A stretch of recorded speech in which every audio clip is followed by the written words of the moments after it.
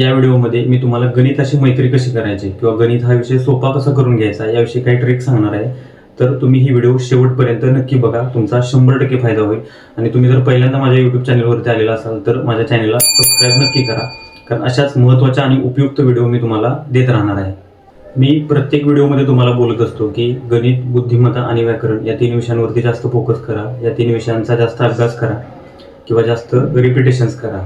तर याचा फायदा काय असतो, तुमचा स्कोर जो आहे तो 100% वाढतो. पण आपण शालेय शिक्षणाच्या वेळेपासून काय करत आलेलो असतो, तर या 3 विषयांकडे आपलं दुर्लक्ष असतं. म्हणजे आणि ज्यावेळी पोलीस भरती किंवा इतर कोणतीही सरकारी नोकरी करायची वेळ येते त्यावेळी आपण या विषयांमध्ये कमी पडतो. तर नमस्कार, मी योगेश पाटील. तुम्हाला या व्हिडिओमध्ये मी गणितचा अभ्यास कसा करायचा आणि गणिताची आवड कशी निर्माण करायची याबद्दल बोलणार आहे. काही जण काय करतात, तर गणित वाचतात, म्हणजे जसं की आपण जीएस किंवा एखादा करंट अफेअर वगैरे जसं वाचतो तशी गणित वाचतात. तर असं अजिबात करू नका. गणित काय मागतं, तर रिव्हिजन आणि प्रॅक्टिस मागतं. त्यामुळे तुम्हाला जेवढी जास्त रिव्हिजन करता येतील तेवढी जास्त रिव्हिजन करा आणि जेवढी जास्त प्रॅक्टिस करता येईल तेवढी प्रॅक्टिस करा. म्हणजे प्रत्येक रिव्हिजनला किंवा प्रत्येक प्रॅक्टिसच्या वेळी तुम्ही गणित बदला. आज तुम्ही हे गणित सोडवलंय आणि पुढच्या रिव्हिजनला तुम्ही दुसरं गणित सोडवा, पण प्रत्येक पद्धतीचं एक गणित हे तुम्ही कंपल्सरी सोडवायचं आहे.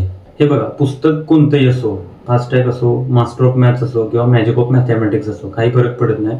फक्त एक गोष्ट लक्षात ठेवा, तुम्ही पोलीस भरतीचा किंवा इतर कोणताही अभ्यास करताना एकच पुस्तक वापरा, 2-3 पुस्तक घेऊ नका. कारण त्या लेखकानुसार त्या पुस्तकांच्या टेक्निक्समध्ये किंवा सूत्रांमध्ये थोडाफार बदल झालेला असतो, का आपलं कन्फ्युजन वाढतं आणि आपण एका पुस्तकांमध्ये चांगलं केलेलं असतं, मग आपण तेही विसरतो आणि दुसरंही विसरतो, म्हणजे आपलं कन्फ्युजन खूप वाढतं.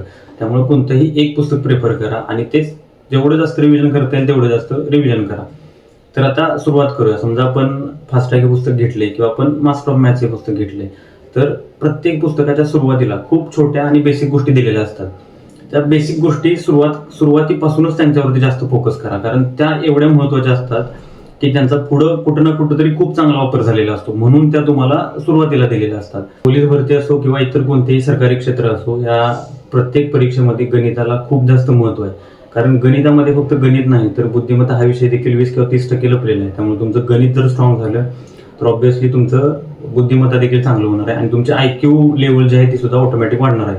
म्हणजे एकंदरीत जर विचार केला तर तुमच्या स्कोरवरती या गणित आणि बुद्धिमत्ताचा जो इम्पॅक्ट आहे तो खूप चांगला पडणार आहे. त्यामुळं गणित या विषयाला स्किप करू नका किंवा त्याला कमी समजू नका. थोडीशी मैत्री करण्याचा प्रयत्न करा त्याच्यासोबत, 100% ते तुम्हाला साथ देणार. गणितासाठी 2-2 किंवा 3-3 पुस्तक वापरू नका. कोणतंही एक पुस्तक वापरा आणि त्याचं जास्त रिव्हिजन करा. तुम्हाला गणित सोपं 100% होऊन जाईल. तसंच गणिताच्या प्रत्येक चॅप्टर झाल्यानंतर किंवा प्रत्येक टॉपिक झाल्यानंतर त्याच्या मागे काही प्रॅक्टिससाठी गणित दिलेली असतात, ती सोडवायचा प्रयत्न करा. कारण ती त्या चॅप्टरपेक्षा किंवा त्या टॉपिकपेक्षा वेगळी असतात. त्याच्यामुळे तिथे आपल्याला थोडी जास्त मेहनत करावी लागते, पण त्याच्यामुळे आपल्याला आपली कपॅसिटी लक्षात येते किंवा आपली IQ लेवल जे आहे ते वाढत जाते. आपण पाठ केलेली सूत्र असतील, वर्गमूळ, घनमूळ, यांचा उपयोग आपल्याला प्रॉपर करता येतो आणि त्याच्यामुळे काय होतं, जर ती गणित आपल्याला सुटायला लागली तर आपला कॉन्फिडन्स वाढतो. त्यामुळं ही भीती मनात बाळगू नका की मी आता अभ्यास केला की 2-3 दिवसानंतर मी विसरून जातोय. तर कोणीही विसरतं. तुम्ही जास्त रिव्हिजन मारा, जास्त प्रॅक्टिस करा. त्यासाठी तुम्हाला जास्त वेळ अभ्यास करावा लागणार, लक्षात ठेवा. दिवसातून 2-2 किंवा 3-3 तास अभ्यास करून तुम्हाला हा विषय कव्हर होणार नाही किंवा कोणताच विषय कव्हर होणार नाही. किमान 8 ते 10 तास अभ्यास झाला पाहिजे आणि त्याच्यामध्ये पण गणितचा, बुद्धिमत्ता किंवा व्याकरण नसेल, या 3 विषयांवरती तुम्हाला जास्त भर द्यावा लागेल. तेव्हा कुठे तुमचा स्कोर 85 किंवा 90च्या वर जायला सुरू होईल.